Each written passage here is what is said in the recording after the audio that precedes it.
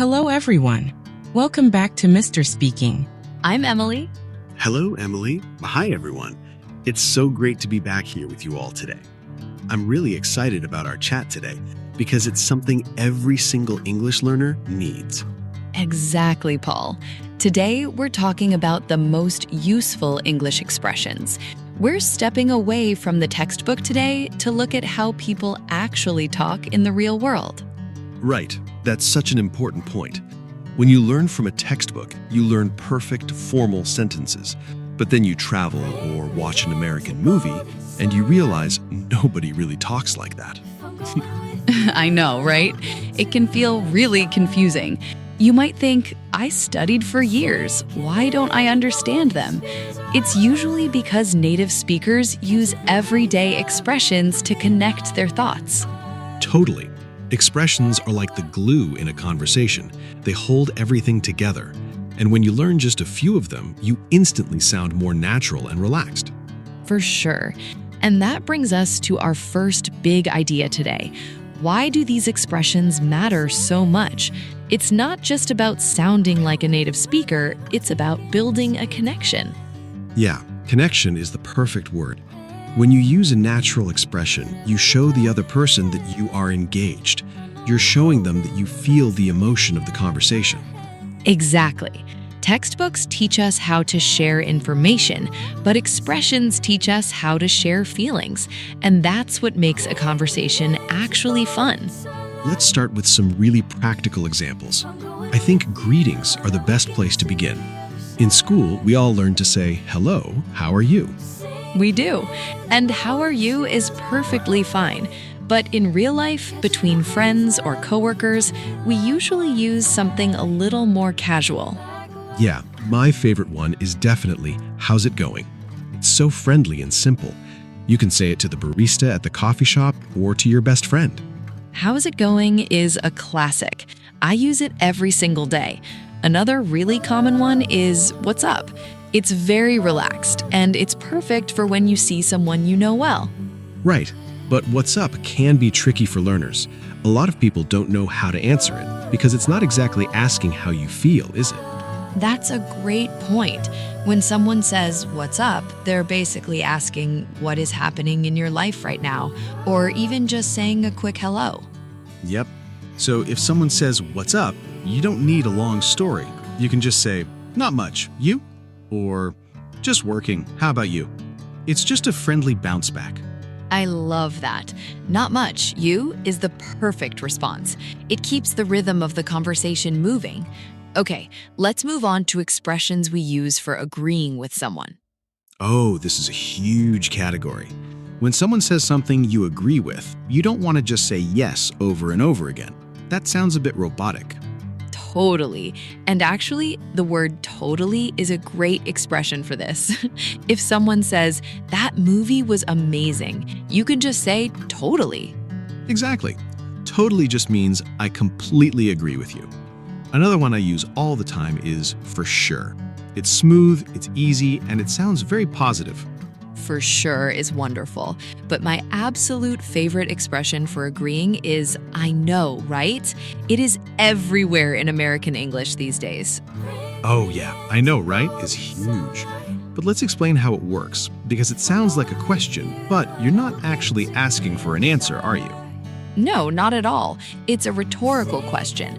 You use it when someone says something that you strongly agree with, and you want to share their excitement or their emotion. For example, if we're eating pizza and I say, "Wow, this pizza is incredible," you can reply, "I know, right?"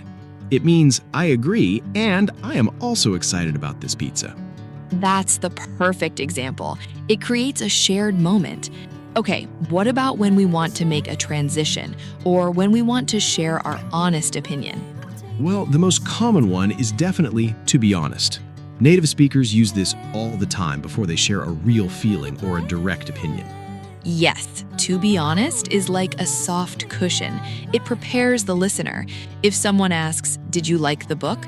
you might say, "To be honest, it was a little boring."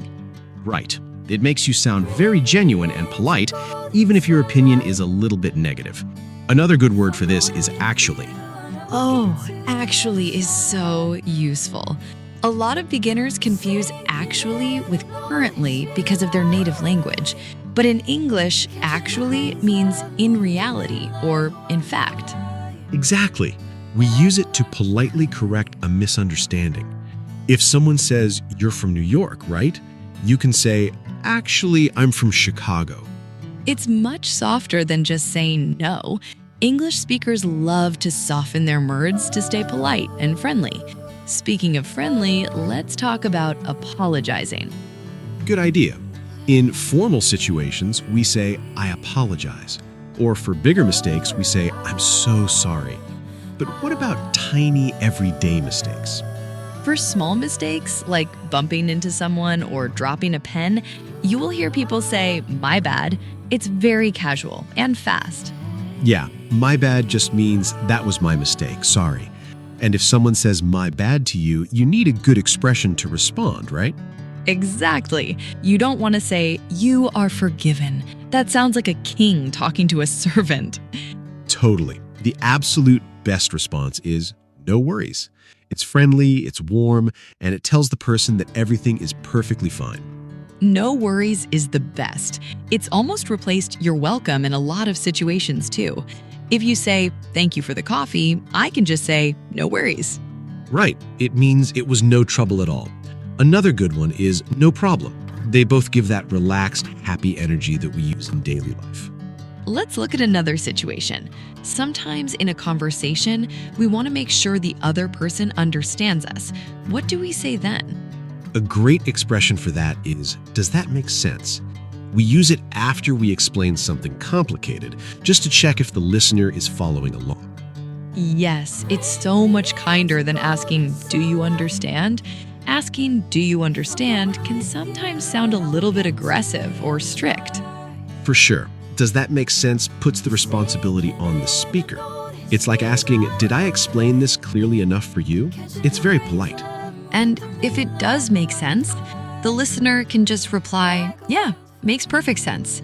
It's a great little conversational loop. Speaking of loops, let's talk about making plans. This happens all the time in everyday life. We have some great expressions for organizing our time. Oh, definitely. If you are making plans with a friend, but things are uncertain, you might say, "let's play it by ear." Have you heard that one? Oh yeah, play it by ear. It means we won't make a strict plan right now.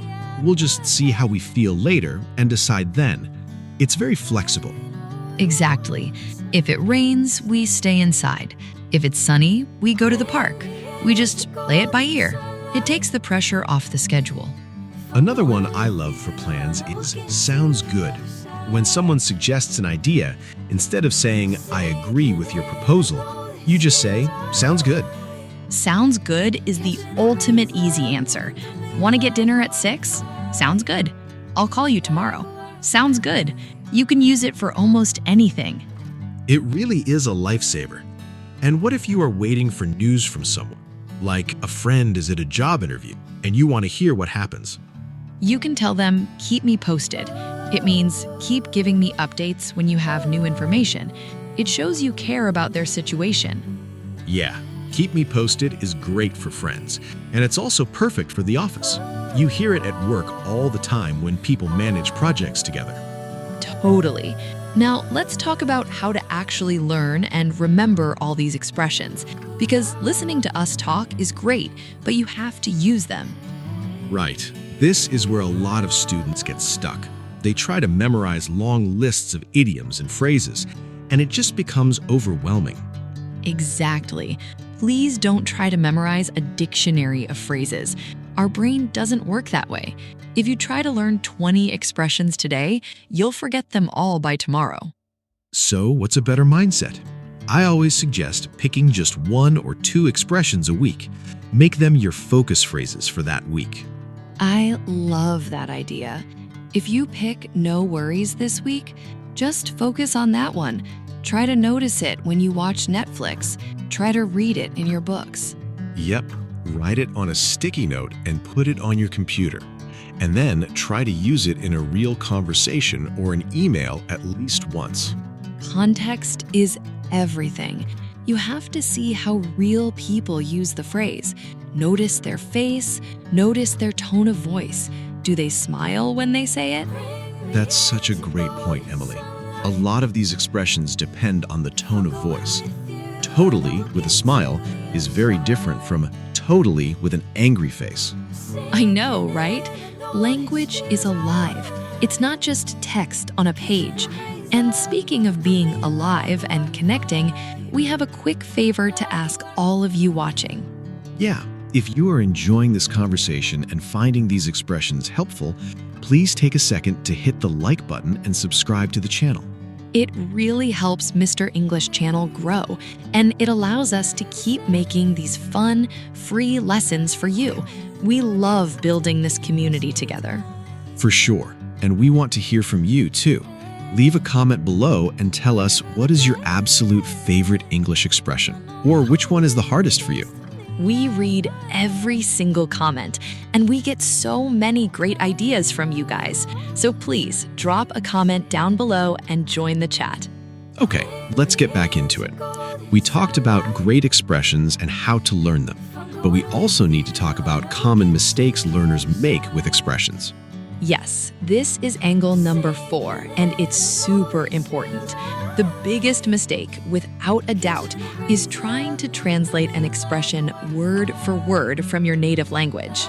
Oh, that is so true. Every language has its own unique phrases. If you translate an English idiom directly into your language, it probably sounds crazy. Exactly. And the same is true in reverse. You can't take a funny saying from your language and just change the words to English. It won't make sense to us. Right. You have to learn the English expression as one complete block of meaning. Don't worry about the individual words, just focus on the overall feeling of the phrase. That's wonderful advice. Treat the expression like one single long word. Another common mistake is using casual slang in situations that are too formal.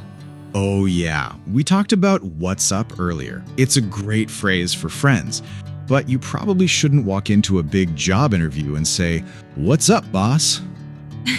Definitely not. That would be a very short job interview. You really have to read the room, notice who you are talking to, and choose the right level of formal or informal. Exactly. If you're talking to a judge, a police officer, or a new client, stick to the safe, standard phrases until you know them better. That makes perfect sense. But Paul, there's another mistake that I think is the most heartbreaking of all, and that is the fear of sounding silly. Ah, yes. So many learners know the expressions, they have them in their head, but they're too scared to say them out loud. They worry about their accent or their timing. Right. They think, I'm not a native speaker, so if I say, I know, right? People will laugh at me. But that's simply not true. People love it when you try. Totally. When a native speaker hears you use a natural expression, they don't judge you. They actually feel closer to you. It breaks the ice. It really does. It shows that you are putting effort into the culture, not just the grammar. It shows you want to connect with them on a human level. Speaking of human connection, let's look at a few more expressions that really show empathy. Expressions we use to encourage people and make them feel good. I love this category. Life is stressful, and sometimes people just need to hear something comforting. A really common one is take your time. Oh, take your time is beautiful. If someone is rushing or they feel stressed about making you wait, you just say, take your time. It instantly relaxes them. Exactly. It means there is no rush. I am patient. You hear it at the store when you can't find your wallet, or on a phone call when you need to find a document. Yeah, it's a phrase full of grace. Another great one for stressful situations is, it is what it is. We use this when something goes wrong, but we can't change it. It is what it is the ultimate expression of acceptance. If your flight gets delayed because of a storm, you can't fight the weather. You just say, well, it is what it is. Right. It means we accept the reality and we're going to move forward. It stops people from complaining and helps everyone accept the situation. Let's do one more fun one before we wrap up. What do you say when you want to wish someone good luck, but in a really natural way? Oh, you definitely say, fingers crossed. Sometimes we even cross our fingers while we say it. It just means I am hoping for a good result for you. Yes, if a friend is taking a difficult English exam, you can say, fingers crossed. It's supportive, and it's a really charming little cultural habit. I think we've covered some amazing ground today. We've talked about greetings, agreeing, making plans, being polite, and even showing empathy. We really have. And I hope everyone listening realizes that they don't need to learn all of these today. Just pick the ones that feel right for your life. Exactly. This brings us to the big takeaway, our life lesson for today's episode. Learning a language is a journey, and expressions are your guideposts. That's right. I always tell my students, language is about connection, not perfection. You don't need perfect grammar to make a friend. You just need a willing heart. Totally. When you use these small, natural expressions, you are building little bridges between yourself and the rest of the world. It's a brave thing to do. It is incredibly brave. Every time you open your mouth to practice, you are growing. Don't let fear stop you from using these fun phrases. Make mistakes and laugh about them. For sure. You are all doing so much better than you realize. Every small step you take, every new phrase you try is bringing you closer to your goals. We are so proud of the work you're putting in. Keep listening, keep practicing, and remember that learning should always be a joy, not a chore. Well said, Emily. Thank you all for spending your time with us today. It's always an absolute pleasure to chat with this community. Thank you so much for being here, guys. Have a wonderful week, keep smiling, and we will see you in the next episode. Bye. Bye, everyone. Take care.